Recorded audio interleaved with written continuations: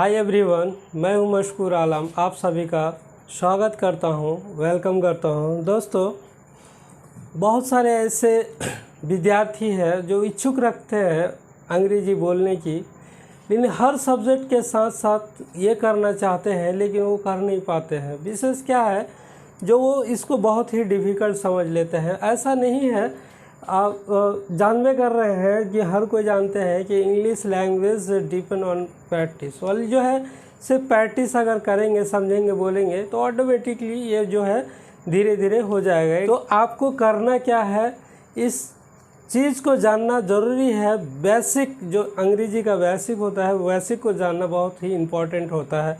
तो दोस्तों, मैं बेसिक का लेवल जो है, मेरा ये वीडियो का जो शुरुआत है 1 2 3 जो क्लास वाला है, उसमें मैं डिटेल से बताया हूँ। अगर इससे बेहतर अगर आपको जानना होगा तो वो मेरा वीडियो को एक तरफ से बिल्कुल वॉच करेंगे और आपको समझ में आ जाएगा। तो चलिए फिर से मैं आप सभी का स्वागत करता हूँ। दोस्तों, आज मैं पढ़ाने वाला हूँ, बहुत ही इम्पोर्टेंट है, जो फ्यूचर, सिंपल फ्यूचर है। फ्यूचर में आदमी जो है एक हक्का बक्का हो जाते हैं कि पता नहीं कब बनेगा, कब होगा, कैसे कर चुकेगा, बोलता रहेगा, इस प्रकार का सेंटेंस आते हैं। तो आप क्या करते हैं, मिस्टेक कर जाते हैं, पता नहीं किस स्ट्रक्चर से बनेगा किस। तो दोस्तों, मैं बिल्कुल बारी बारी से हर चीज़ को बताऊंगा। ये बिल्कुल साधारण और सिंपल स्ट्रक्चर है। इस चीज़ से आप समझ सकते हैं और ये समझ जाएंगे तो छोटी छोटी सेंटेंस को आप बना सकते हैं और अपने अंग्रेजी को बिल्ड कर सकते हैं। तो चलिए दोस्तों, मैं अफर्मेटिव, नेगेटिव, इंट्रोगेटिव टर्म, ये 4 पॉइंट होता है प्रत्येक स्ट्रक्चर में। जितने भी आपके सामने स्ट्रक्चर आएंगे ये आपका रहेगा ही। तो चलिए दोस्तों, मैं क्या क्या हूँ, अफर्मेटिव पढ़ा चुका हूँ, नेगेटिव पढ़ा चुका हूँ। अब मैं आप लोगों को बताना है इंट्रोगेटिव। इंट्रोगेटिव में कोई भी ऐसा सेंटेंस अगर इस प्रकार का होता है, किसी हिंदी वाक्य के शुरुआत में अगर क्या लगा रहता है तो वो समझना है आप लोगों को कि ये इंट्रोगेटिव सेंटेंसेस है। ओके, तो इसको क्या करना है, इसको जब भी आप देखेंगे कि किसी भी हिंदी वाक्य के शुरुआत में, मैं फिर रिपीट कर रहा हूँ, किसी भी हिंदी वाक्य के शुरुआत में अगर इस प्रकार का क्या लगा रहता है तो आप इसमें यह समझ लेंगे कि ये इंट्रोगेटिव है और इंट्रोगेटिव स्ट्रक्चर से ही बनाएंगे। इसमें होगा क्या, इंट्रोगेटिव को ये गागेगी वाला फ्यूचर है, सेल और विल दोनों का अर्थ होता है गागेगी। तो इसको जो है आप सबसे पहले लिखेंगे, उसके बाद सब्जेक्ट को रखेंगे। पहले होता क्या था, अफर्मेटिव में सब्जेक्ट प्लस सेल विल होता था, लेकिन अब इंट्रोगेटिव में है तो हम इसको सेल विल को पहले लिखेंगे, उसके बाद हम सब्जेक्ट डालेंगे, फिर V1 प्लस ऑब्जेक्ट। V1 तो आप जानवे कर रहे हैं कि वर्ब है।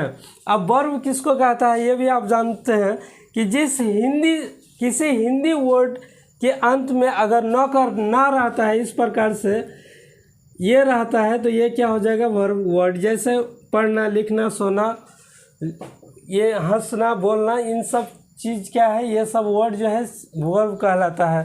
तो चलिए, मैं ऑलरेडी सब बता चुका हूँ, लेकिन बीच बीच में आप लोगों को बताना अच्छा समझता हूँ ताकि आपको समझ में आ जाए। तो चलिए, मैं स्ट्रक्चर की ओर आता हूँ इंट्रोगेटिव का। इंट्रोगेटिव में होता है सेल will plus subject plus V1 plus object.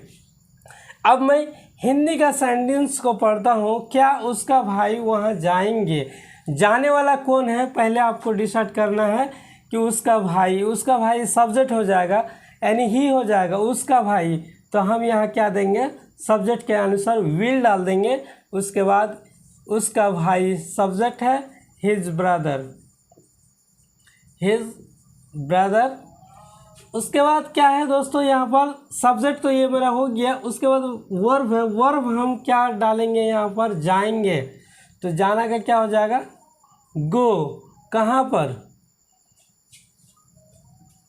Will his brother go. Object क्या हो जाएगा, वहाँ, ये ऑब्जेक्ट हो जाएगा। तो आप यहाँ इजीली दे सकते हैं देयर। इस प्रकार से ये सेंटेंस क्लियर हो गया दोस्तों। Will his brother go there, यहाँ पर प्रश्नवाचक चिन्ह देना नहीं मिस्टेक करेंगे आप लोग, ये देना होगा। स्पोकन में तो बोलेंगे ही, लेकिन इसमें जो है कोई चीज़ अगर सेंटेंस को बनाते हैं तो ग्रामेटिकल आपको ये प्रश्नवाचक चिन्ह देना ज़रूरी है। तो चलिए मैं नेक्स्ट सेंटेंस में आता हूँ। क्या सीता अभी खाना बनाएगी? बनाने वाली कौन है? सीता। सीता क्या हो जाएगी? सब्जेक्ट हो जाएगी।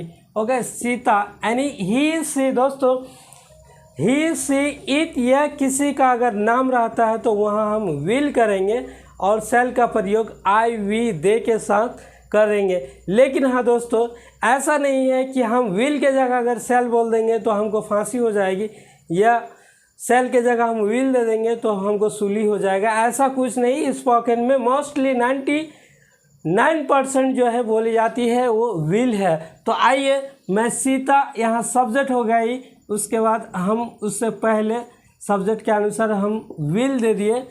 उसके बाद क्या है? ये सब्जेक्ट, प्लस में सब्जेक्ट है, सब्जेक्ट हम क्या डाल देंगे? सीता।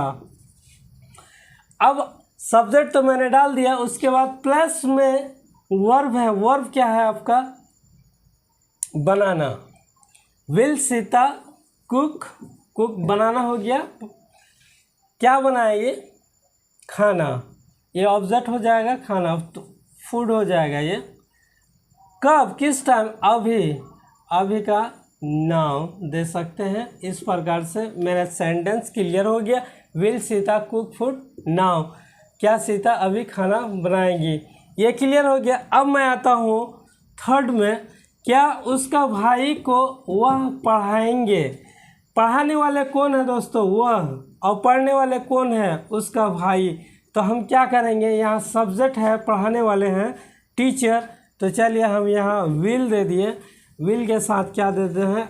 विल के बाद सब्जेक्ट, सब्जेक्ट ही हो गया। विल ही, सब्जेक्ट ही हो गया। वर्ब क्या हो गया? पढ़ाना। पढ़ाना होता है, पढ़ाना का होता है दोस्तों टीच। अब किसको? ऑब्जेक्ट किसको पढ़ाना है? उसका भाई को, हिज ब्रदर, हिज ब्रदर। ये प्रश्नवाचक चिन्ह हमने डाल दिया। इस प्रकार से will he teach his brother. यहाँ तो और कोई चीज़ नहीं है कि जैसे कि हिंदी या इंग्लिश ऐसा कुछ मेंशन नहीं है। ये जहाँ तक मैं देख पा रहा हूँ, क्या उसका भाई को वह पढ़ाएंगे। Will he teach his brother, ये क्लियर हो गया। चलिए मैं नेक्स्ट में आता हूँ। क्या राजू आम खरीदने के लिए बाजार जाएंगे? खरीदने वाला कौन है? राजू। विल राजू। सब्जेक्ट क्या हो गया? राजू। वर्ब क्या हो जाएगा? पहले तो बनाना है। क्या राजू आम खरीदने के लिए बाजार जाएंगे? पहला काम क्या होगा? बाजार जाने का। तो क्या हो जाएगा? Will Raju go to market. किस लिए? टू, क्या खरीदने के लिए?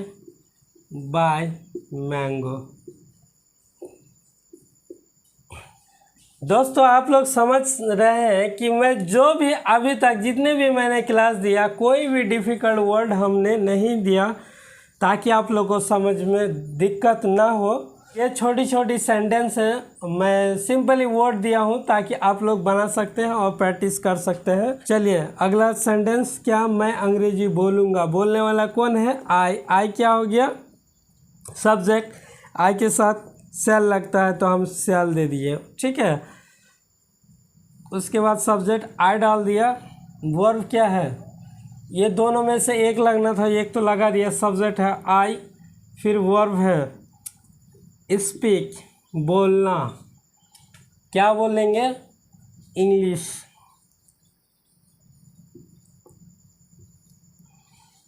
ये प्रश्नवाचक चिन्ह डाल दिए। इस प्रकार से ये सेंटेंस क्लियर हो गया। शैल आई स्पीक इंग्लिश। अब लास्ट सेंटेंस में है।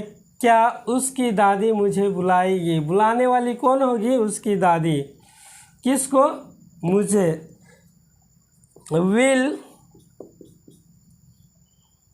हर ग्रैंड मदर। इतना तो हो गया दोस्तों।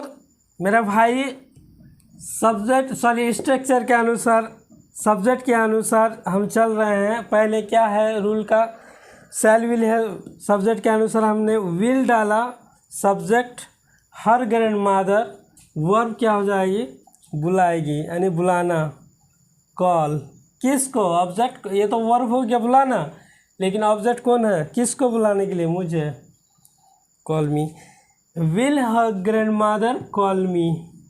यह सेंटेंस बिल्कुल बन गया दोस्तों।